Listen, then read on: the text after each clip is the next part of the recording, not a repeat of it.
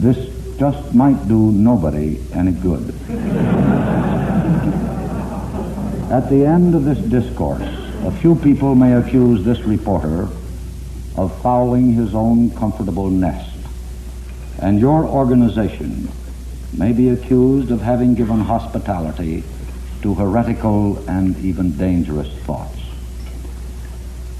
But I am persuaded that the elaborate structure of networks, advertising agencies, and sponsors will not be shaken or altered. It is my desire, if not my duty, to try to talk to you journeymen with some candor about what is happening to radio and television in this generous and capacious land. I have no technical advice or counsel to offer those of you who labor in this vineyard, the one that produces words and pictures. You will, I am sure, forgive me for not telling you that the instruments with which you work are miraculous, that your responsibility is unprecedented, or that your aspirations are frequently frustrated. It is not necessary to remind you of the fact that your voice, amplified to the degree where it reaches from one end of the country to the other, does not confer upon you greater wisdom than when your voice reached only from one end of the bar to the other. All of these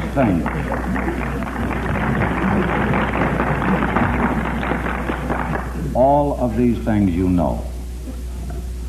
You should also know at the outset that in the manner of witnesses before congressional committees, I appear here voluntarily, by invitation, that I am an employee of the Columbia Broadcasting System, that I am neither an officer nor any longer a director of that corporation, and that these remarks are strictly of a do-it-yourself nature. If what I have to say is responsible, then I alone am responsible for the saying of it. Seeking neither approbation from my employers, nor new sponsors, nor acclaim from the critics of radio and television, I cannot very well be disappointed. Believing that potentially the commercial system of broadcasting as practiced in this country is the best and freest yet devised, I have decided to express my concern about what I believe to be happening to radio and television. These instruments have been good to me beyond my due. There exist in my mind no reasonable grounds for any kind of personal complaint. I have no feud either with my employers, any sponsors, or with the professional critics of radio and television. But I am seized with an abiding fear regarding what these two instruments are doing to our society, our culture, and our heritage. Our history will be what we make it. And if there are any historians about 50 or 100 years from now, and there should be preserved the kinescopes for 1 week of all three networks, they will there find recorded in black and white, or perhaps in color, evidence of decadence, escapism, and insulation from the realities of the world in which we live. I invite your attention to the television schedules of all networks between the hours of 8 and 11 p.m. Eastern Time. Here you will find only fleeting and spasmodic reference to the fact that this nation is in mortal danger. There are, it is true, occasional informative programs presented in that intellectual ghetto on Sunday afternoons. But during the daily peak viewing periods, television in the main insulates us from the realities of the world in which we live. If this state of affairs continues, we may alter an advertising slogan to read, "Look now and pay later." For surely we shall pay for using this most powerful instrument of communication to insulate the citizenry from the hard and demanding realities which must indeed be faced if we are to survive. And I mean the word survive quite quite literally.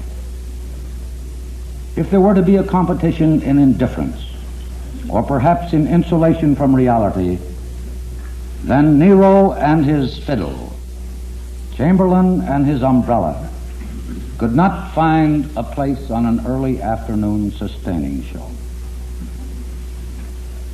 If Hollywood were to run out of Indians, the program's schedules would be mangled beyond all recognition. Then perhaps some young and courageous soul with a small budget might do a documentary telling what in fact we have done and are still doing to the Indians in this country. But that would be unpleasant. And we must at all costs shield the sensitive citizen from anything that is unpleasant. I am entirely persuaded that the American public is more reasonable, restrained, and more mature than most of our industry's program planners believe. Their fear of controversy is not warranted by the evidence. I have reason to know, as do many of you, that when the evidence on a controversial subject is fairly and calmly presented, the public recognizes it for what it is, an effort to illuminate rather than to agitate. Several years ago, when we undertook to do a program on Egypt and Israel, well-meaning, experienced, and intelligent friends in the business said, "This you cannot do. This time you will be handed your head. It is an emotion-packed controversy, and there is no room for reason in it." We did the program. Zionist, anti-Zionist, the Friends of the Middle East, Egyptian and Israeli officials said with, I must confess, a faint note of surprise, it was a fair count. The information was there. We have no complaints. Our experience was similar with 2 half-hour programs dealing with cigarette smoking and lung cancer. Both the medical profession and the tobacco industry cooperated, but in a rather wary fashion. But in the end of the day, they were both reasonably content. The subject of radioactive fallout and the banning of nuclear tests was and is highly controversial. But according to what little evidence there is, viewers were prepared to listen to both sides with reason and restraint. This is not said to claim any special or unusual competence in the presentation of controversial subjects, but rather to indicate that timidity in these areas is not warranted by the evidence. Recently, network spokesmen have been disposed to complain that the professional critics of television in print have been rather beastly. There have been ill-disguised hints that somehow competition for the advertising dollar has caused the critics in print to gang up on television and radio. This reporter has no desire to defend the critics. They have space in which to do that on their own behalf. But it remains a fact that the newspapers and magazines are the only instruments of mass communication which remain free from sustained and regular critical comment. I would suggest that if the network spokesmen are so anguished about what appears in print, then let them come forth and engage in a little sustained and regular comment regarding newspapers and magazines.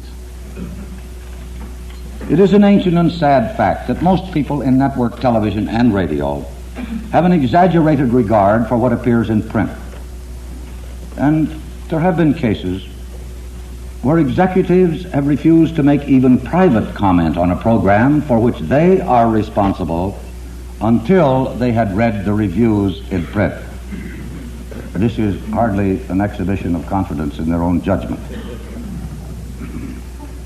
The oldest excuse of the networks for their timidity is their youth. Their spokesmen say, "We are young. We have not developed the traditions nor acquired the experience of the older media." If they but knew it. They are building those traditions and creating those precedents every day. Each time they yield to a voice from Washington or any political pressure, each time they eliminate something that might offend some section of the community, they are creating their own body of precedent and tradition, and it will continue to pursue them. They are, in fact, not content to be half safe. Nowhere is this better illustrated than by the fact that the chairman of the Federal Communications Commission publicly prods broadcasters to engage in their legal right to editorialize. Of course, to undertake an editorial policy, overt, clearly labeled, and obviously unsponsored, requires a station or a network to be responsible.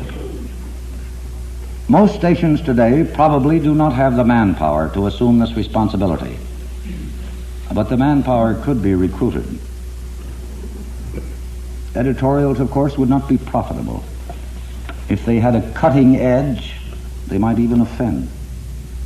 It is much easier, much less troublesome, to use this money-making machine of television and radio merely as a conduit through which to channel anything that will be paid for that is not libelous, obscene, or defamatory. In that way, one has the illusion of power without responsibility. So far as radio, that most satisfying, ancient, but rewarding instrument is concerned, the diagnosis of the difficulties is not too difficult. And obviously I speak only of news and information. In order to progress, it need only go backward. Back to the time when singing commercials were not allowed on news reports, when there was no middle commercial in a 15-minute news report, when radio was rather proud and alert and fast. I recently asked a network official, why this great rash of 5-minute news reports, including 3 commercials on weekends? And he replied, because that seems to be the only thing we can sell. Well, in this kind of complex and confusing world, you can't tell very much about the why of the news in a broadcast where only 3 minutes is available for news. The only man who could do that was Elmer Davis, and his kind aren't around anymore.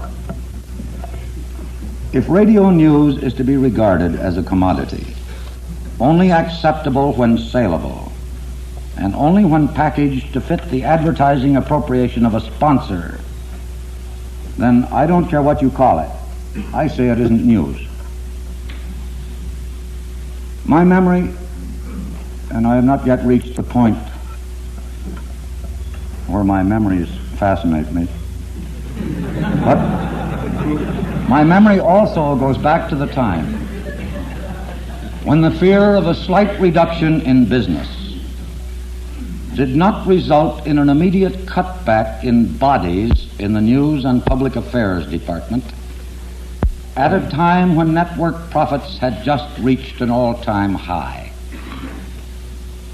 We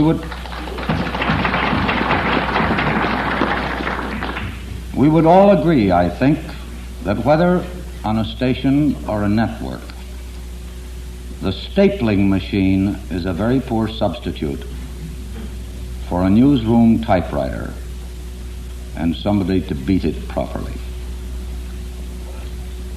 One of the minor tragedies of television news and information is that the networks will not even defend their vital interests. When my employer, CBS, through a combination of enterprise and good luck, did an interview with Nikita Khrushchev, the president uttered a few ill-chosen, uninformed words on the subject, and the network thereupon practically apologized. This produced something of a rarity. Many newspapers defended the CBS right to produce the program and commended it for its initiative. The other networks remained silent. Likewise, when John Foster Dulles, by personal decree, banned American journalists from going to Communist China and subsequently offered 7 contradictory explanations for his fiat The networks entered only a mild protest. Then they apparently forgot the unpleasantness.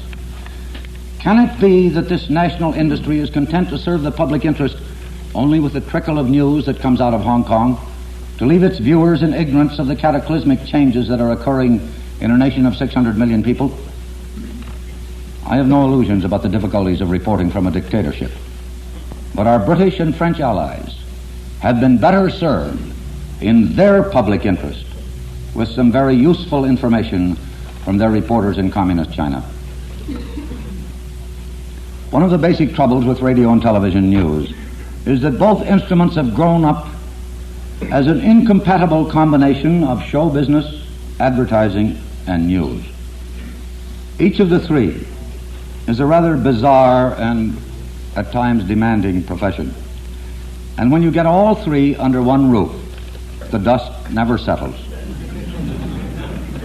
The top management of the networks, with a few notable exceptions, has been trained in advertising, research, sales, or show business. But by the nature of the corporate structure, they also make the final and crucial decisions having to do with news and public affairs. Frequently, they have neither the time nor the competence to do this. It is, after all, not easy for the same small group of men to decide whether to buy a new station for millions of dollars, build a new building, alter the rate card, buy a new Western, sell a soap opera, decide what defensive line to take in connection with the latest congressional inquiry, how much money to spend on promoting a new program, what additions or deletions should be made in the existing covey or clutch of vice presidents, and at the same time, frequently on the same long day, to give mature, thoughtful consideration to the manifold problems that confront those who are charged with the responsibility for news and public affairs. Sometimes there is a clash between the public interest and the corporate interest. A telephone call or a letter from a proper quarter in Washington is treated rather more seriously than a communication from an irate but not politically potent viewer. It is tempting enough to give away a little airtime for frequently irresponsible and unwarranted utterances in an effort to temper the wind of political criticism. But this could well be the subject of a separate and even lengthier and drearier dissertation. Upon occasion, economics and editorial judgment are in conflict, and there is no law which says that dollars will be defeated by duty. Not so long ago, the President of the United States delivered a television address to the nation. He was discoursing on the possibility or the probability of war between this nation and the Soviet Union and Communist China. It would seem to have been a reasonably compelling subject,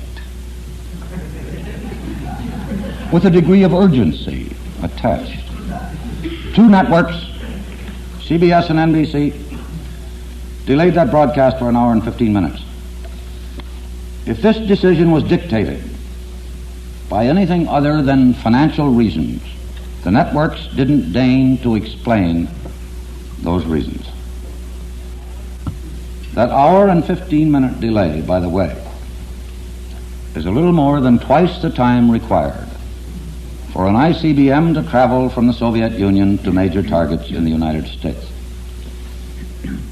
It is difficult to believe that this decision was made by men who love, respect, and understand news. I have been dealing largely with the deficit side of the ledger, and the items could be expanded.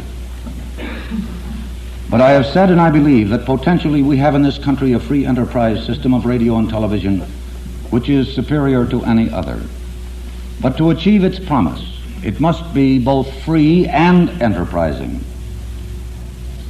There is no suggestion here that networks or individual stations should operate as philanthropies.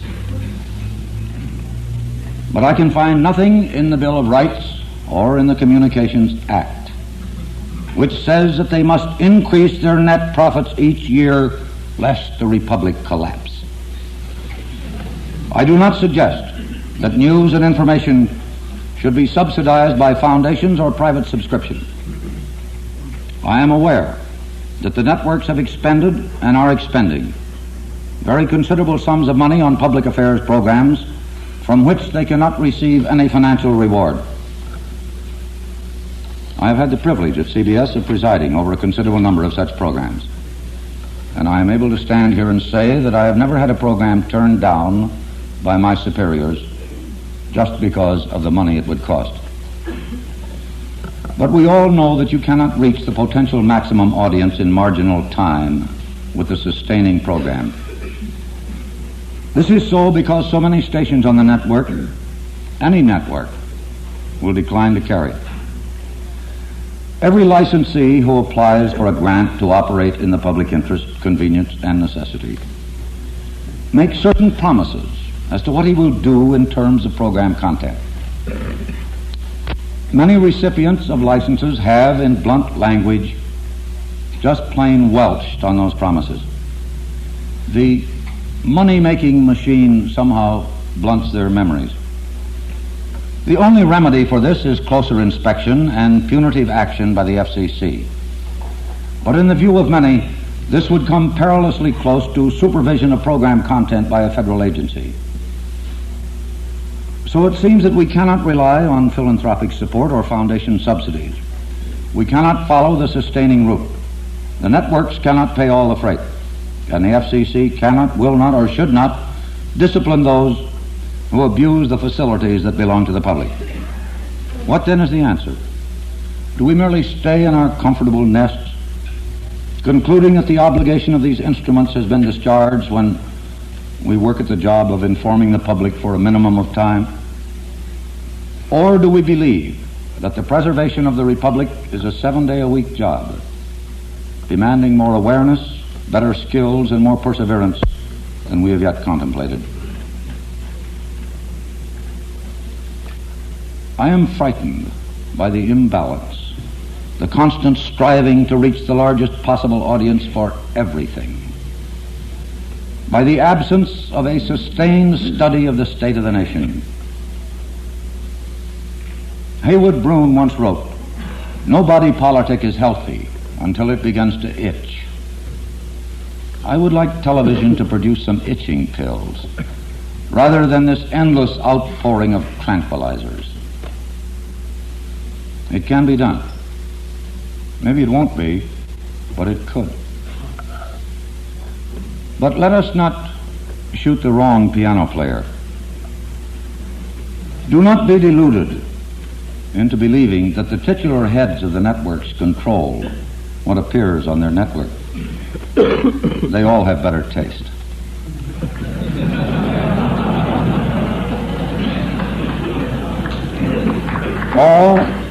All are responsible to stockholders, and in my experience, all are honorable men. But they must schedule what they can sell in the public market. And this brings us to the nub of the question. In one sense, it rather revolves around the phrase heard frequently along Madison Avenue, the corporate image. I am not precisely sure what this phrase means, but I would imagine that it reflects a desire on the part of the corporations who pay the rate for radio and television programs to use that time exclusively for the sale of goods and services. Is it in their own interest and that of the stockholders so to do? The sponsor of an hour's television program is not merely buying the 6 minutes devoted to his commercial message. He is determining within broad limits the sum total of the impact of the entire hour. If he always, invariably, reaches for the largest possible audience, then this process of insulation, of escape from reality, will continue to be massively financed, and its apologists will continue to make winsome speeches about giving the public what it wants or letting the public decide. I refuse to believe that the presidents and chairmen of the boards of these big corporations want their corporate image to consist exclusively of a solemn voice in an echo chamber, or a pretty girl opening the door of a refrigerator, or a horse that talks. They want something better, and on occasion, some of them have demonstrated it. But most of the men whose legal and moral responsibility it is to spend the stockholders' money for advertising are in fact removed from the realities of the mass media by 5, 6, or a dozen contraceptive layers of vice presidents, public relations, counsel, and advertising agencies. Their business is to sell goods, and the competition is pretty tough. But this nation is now in competition with malignant forces of evil who are using every instrument at their command to empty the minds of their subjects and fill those minds with slogans, determination, and faith in the future.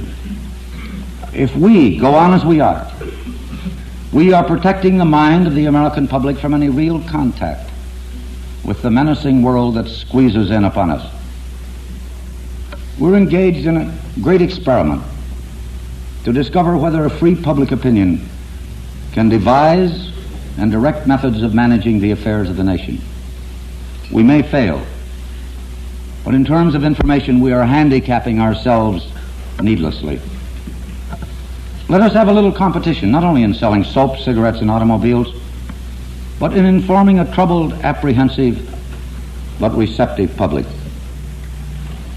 Why should not each of the 20 or 30 big corporations, and they dominate radio and television, decide that they will give up 1 or 2 of their regularly scheduled programs each year, turn the time over to the networks, and say in effect, this is a tiny tithe, just a little bit of our profits. On this particular night, we aren't going to try to sell cigarettes or automobiles. This is merely a gesture to indicate our belief in the importance of ideas. The network should, and I think they would, pay for the cost of producing a program. The advertiser, the sponsor, would get name credit, but would have nothing to do with the content of the program. Would this somehow blemish the corporate image? Would the stockholders rise up and object? I think not. For if the premise upon which our pluralistic society rests, which as I understand it, is that if the people are given sufficient undiluted information, they will then somehow, even after long, sober second thoughts, reach the right conclusion. If that premise is wrong, then not only the corporate image, but the corporations and the rest of us are done for. There used to be an old phrase in this country employed when someone talked too much. I'm grateful to all of you for not having employed it earlier. The phrase was, go hire a hall. Under this proposal, the sponsor would have hired the hall. He has bought the time. The local station operator, no matter how indifferent, is going to carry the program. He has to. He's getting paid for it. Then it's up to the networks to fill the hall. I am not here talking about editorializing, but about straightaway exposition, as direct, unadorned, and impartial as fallible human beings can make it. Just once in a while, let us exalt the importance of ideas and information. Let us dream to the extent of saying that on a given Sunday night, the time normally occupied by Ed Sullivan is given over to a clinical survey of the state of American education. And a week or two later, the time normally used by Steve Allen is devoted to a thoroughgoing study of American policy in the Middle East. Would the corporate image of their respective sponsors be damaged? Would the stockholders rise up and complain? Would anything happen other than that a few million people would have received a little illumination on subjects that may well determine the future of this country and therefore also the future of the corporations? This method would also provide real competition between the networks, as to which could outdo the other in the palatable presentation of information. It would provide an outlet for the young men of skill, and there are many, even of dedication, who would like to do something other than devise methods of insulating while selling. There may be other and simpler methods of utilizing these instruments of radio and television in the interest of a free society, but I know of none that could be so easily accomplished inside the framework of the existing commercial system. I don't know how you would measure the success or failure of a given program, and it would be very hard to prove the magnitude of the benefit accruing to the corporation, which gave up one night of a variety or quiz show in order that the network might marshal its skills to do a thoroughgoing job on the present status of NATO or plans for controlling nuclear tests. But I would reckon that the president, and indeed the stockholders of the corporation who sponsored such a venture, would feel just a little bit better about both the corporation and the country. It may be that this present system, with no modifications and no experiments, can survive. Perhaps the money-making machine has some kind of built-in perpetual motion, but I do not think so. To a very considerable extent, the media of mass communications in a given country reflects the political, economic, and social climate in which it grows and flourishes. That is the reason our system differs from the British and the French, and also from the Russian and the Chinese. We are currently wealthy, fat, comfortable, and complacent. We have currently a built-in allergy to unpleasant or disturbing information, and our mass media reflect this. But unless we get up off our fat surpluses and recognize that television, in the main, is being used to distract, delude, amuse, and insulate us, then television and those who finance it, those who look at it, and those who work at it may see a totally different picture too late. I do not advocate that we turn television into a 27-inch wailing wall where long hairs constantly moan about the state of our culture and our defense. But I would just like to see it reflect occasionally the hard, unyielding realities of the world in which we live. I would like to see it done inside the existing framework. And I would like to see the doing of it redound to the credit of those who finance and program it. Measure the results by Nielsen, Crendex, or Silex, it doesn't matter. The main thing is to try. The responsibility can be easily placed, in spite of all the mouthings about giving the public what it wants. It rests on big business and on big television, and it rests on the top. Responsibility is not something that can be assigned or delegated, and it promises its own reward, both good business and good television. Perhaps no one will do anything about it. I have ventured to outline it against the background of criticism that may have been too harsh, only because I could think of nothing better. Someone once said, and I think it was Max Eastman, that publisher serves his advertiser best, who best serves his readers. I cannot believe that radio and television, or the corporations that finance the programs, are serving well or truly their viewers or their listeners or themselves. I began by saying that our history will be what we make it. If we go on as we are, then history will take its revenge, and retribution will not limp in catching up with us. We are to a large extent an imitative society. If one or two or three corporations would undertake to devote just a small fraction of their advertising appropriation along the lines that I have suggested. The procedure might well grow by contagion. The economic burden would be bearable, and there might ensue a most exciting adventure, exposure to ideas and the bringing of reality into the homes of the nation.